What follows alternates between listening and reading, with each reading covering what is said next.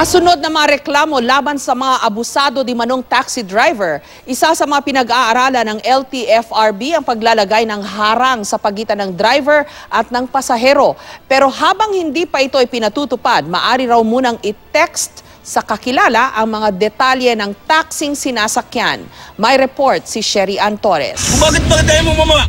Ay na, bahala oh. Inaaral na raw ng Land Transportation Franchising and Regulatory Board ang paglalagay ng harang sa pagitan ng driver at mga pasahero bilang proteksyon, gaya ng mga public utility vehicles sa ibang bansa. Ito'y matapos ang sunod-sunod na reklamo laban sa mga violenteng taxi driver nitong mga nakaraang araw. Bababa ka hindi? Nakuhanan ng video ang isang Roger Katipay na minumura at sinuntok pa umano ang kanyang pasahero matapos hindi pumayag na magbayad ng 250 pesos. Isang manual publiko naman ang inireklamo matapos atakihin ang kanyang pasahero gamit ang samurai sword o katana. In other countries, makikita mo na sa driver may shield. So kapag magbabayad ka, mayroon lang window. So I think kung kinakailangan yung mga operator, kung ang problema yun nga, protection sa driver, we can use that configuration ng loob ng taxi. Pwede naman baguhin para may protection yung driver. At the same time, yung pasahero. Habang wala pa ang harang, ang magagawa lamang daw muna ngayon, i-text sa kakilala ang pangalan, body at plate number ng taxing sasakyan. Pati na ang pangalan ng driver na makikita sa dapat ay nakapaskal na ID niya sa loob ng taxi. Kung puti ang plaka ng taxi, huwag na raw sakyan dahil tsak na kolorom ito.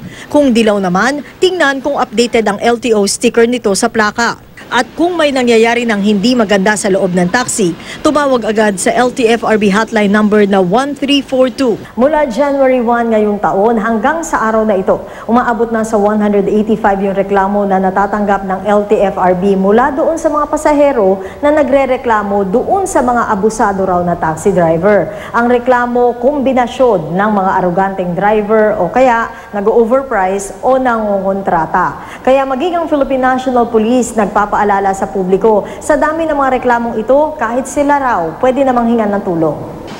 Maging sa PNP hotlines 2920 at 0917-847-5757, pwede ring i-text o itawag ang reklamo laban sa mga abusadong PUV drivers, sabi ni PNP spokesman Chief Superintendent Wilben Mayor. Ang kailangan lang, sabi ni Mayor, ibigay ang plaka at pangalan ng sinasakyan taxi, kulay at direksyong tinatahak para madaling matunton ng mga pulis. Text na lang muna, maging kalmado ka for the meantime, then text mo yung problema doon para ma-respondan siya ng mga pulis, lalo na ngayon marami naman nakakalat tayo mga pulis. Ang mga opensang pasok sa kasong kriminal gaya ng pananakit, pagbabanta o pagmumura, sakop ng jurisdiksyon ng PNP, sabi ni Mayor.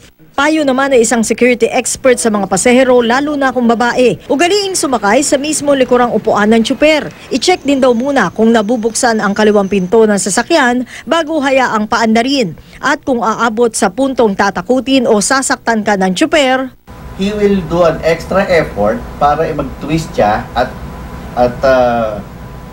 kuhanin niya ako, whatever. And in that instance, I can easily lean back and kick him. Or, kumuha ka ng ball pen, stab him 1, 2, 3. Sherry Ann Torres, GMA News.